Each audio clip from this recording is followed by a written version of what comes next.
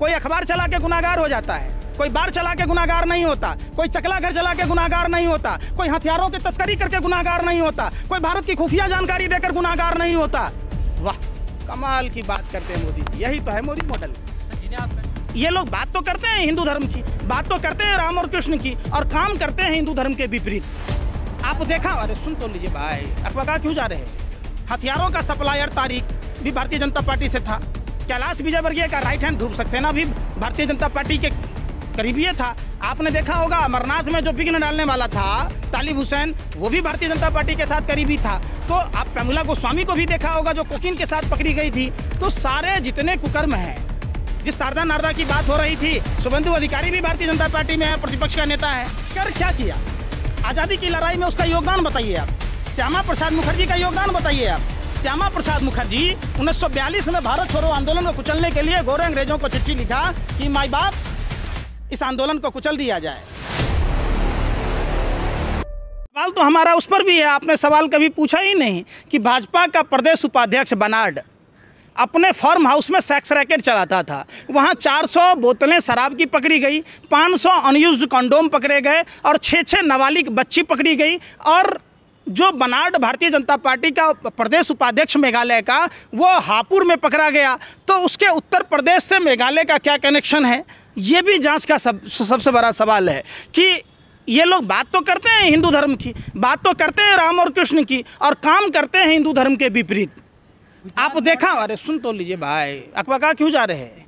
हथियारों का सप्लायर तारिक भी भारतीय जनता पार्टी से था, कैलाश विजयवर्गीय का राइट हैंड ध्रुव सक्सेना भी भारतीय जनता पार्टी के करीबी था। आपने देखा होगा अमरनाथ में जो विघ्न डालने वाला था तालिब हुसैन, वो भी भारतीय जनता पार्टी के साथ करीबी था। तो आप प्रमिला गोस्वामी को भी देखा होगा जो कोकीन के साथ पकड़ी गई थी। तो सारे जितने कुकर्म हैं, जिस शारदा नारदा की बात हो रही थी, शुभेंदु अधिकारी भी भारतीय जनता पार्टी में है, प्रतिपक्ष का नेता है। असम का एक मुख्यमंत्री भी शारदा में था। तो जहां सीबीआई ईडी लगातार छापे मार रही थी, वो सीबीआई ईडी आज गूंगा और बहरा कैसे हो गया? कर रही है ना, उसको सांप कैसे सूंघ गया? अरे कर रहा होता तो भी मुख्यमंत्री नहीं होता ना। अगर कर रहा होता तो शुभेंदु अधिकारी प्रतिपक्ष का नेता नहीं होता ना। कर क्या रहा है? कर रहा होता तो अरविंद नेगी के बारे में जानकारी होती ना, जिसको गैलेंट्री अवार्ड दिया गया था। भारत की खुफिया जानकारी पाकिस्तान को दे रहा था। अगर हो रहा होता तो डीएसपी देवेंद्र सिंह पर कार्रवाई की बात होती ना, तो उस पर भी बात नहीं हुई ना। क्या कर रहा है बताओ ना ये चीज़। लगता है सारे अपराधी गुजरात मॉडल के नाम पर 2 बार बीजेपी की सत्ता आई, सरकार और केंद्र बनी, और वही गुजरात के मॉडल को कहा जा रहा है क्या की चीज़ें। गुजरात मॉडल तो आपने देखा होगा, अहमदाबाद गुजरात की राजधानी थी। जब अमेरिका के राष्ट्रपति का स्वागत किया गया तो गुजरात मॉडल का तो उसी समय जो दीवार बना था वो अमिताभ बच्चन के दीवार को भी फेल कर दिया, फेमस हो गई थी। अरे हिपोक्रेसी की भी कोई सीमा होती है भाई।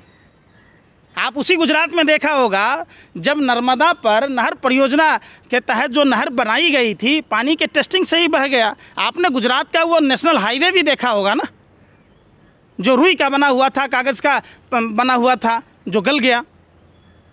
आप बुंदेलखंड का भी देख लीजिए, भोपाल का देख लीजिए। तो ये कोई गुजरात मॉडल भाजपा का मॉडल नहीं है, ये सब ठग मॉडल है, भ्रष्टाचार का मॉडल है।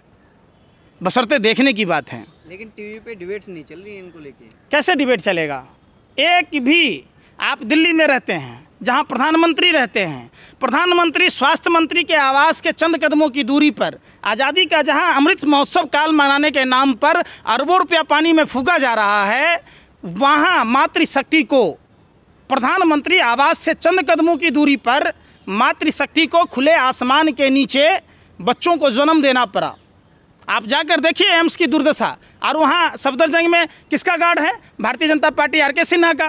और वही गार्ड मनमाडिया जी जो स्वास्थ्य मंत्री हैं उनकी भी पिटाई कर दिया था।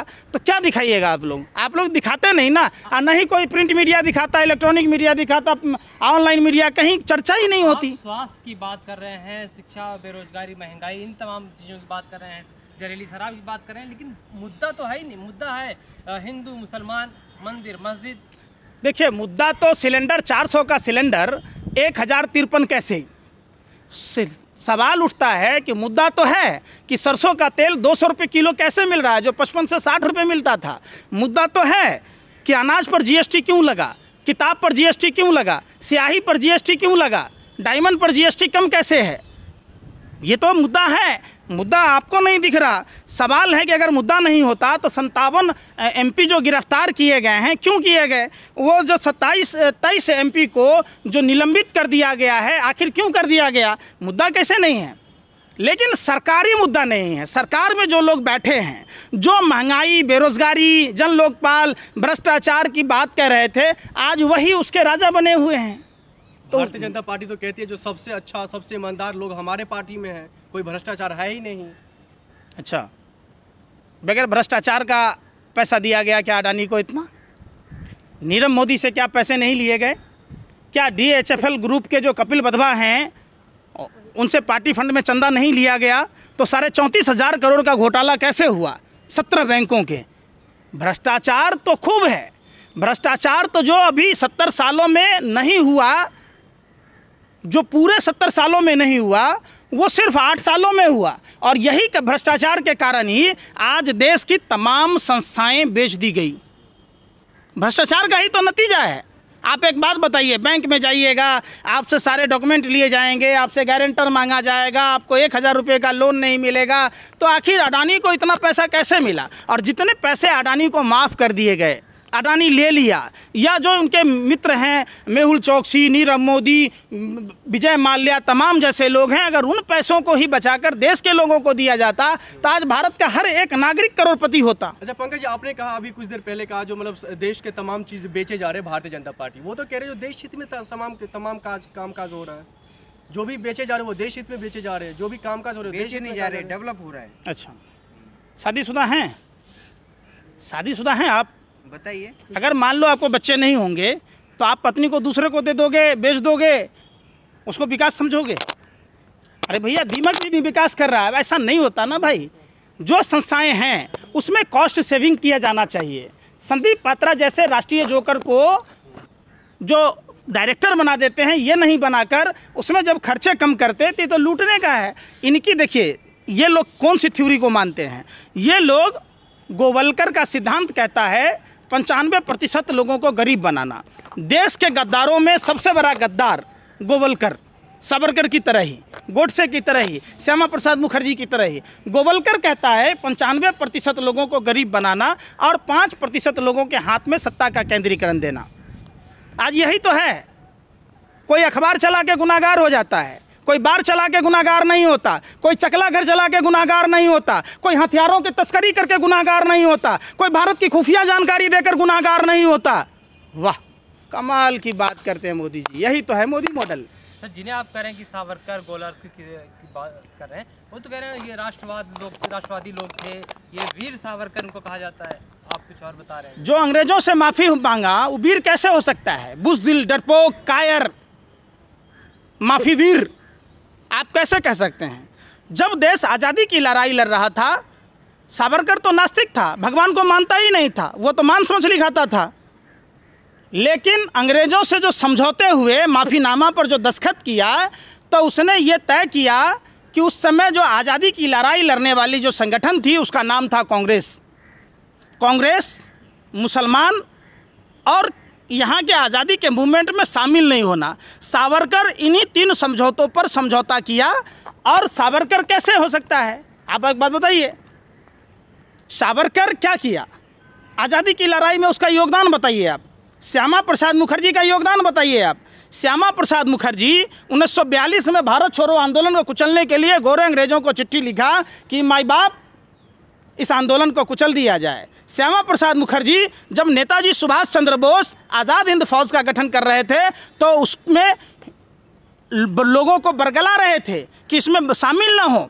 श्यामा प्रसाद मुखर्जी 1941 में मुस्लिम लीग के फजाहुल हक के साथ बंगाल प्रेसिडेंसी में सरकार बनाई, वित्त मंत्री बने और धर्म के आधार पर विभाजन की बात की। जो हमारा अखंड भारत था, जिस भारत में पाकिस्तान, बांग्लादेश और भारत तीनों मिलकर एक भारत था, उसको खंड खंड करने वाले लोग तो यही हैं। इन्हीं 9 लोगों ने तो किया था। लेकिन योगी आदित्यनाथ कहते हैं कि अगर सावरकर की बात मान ली जाती तो आज देश कुछ और होता।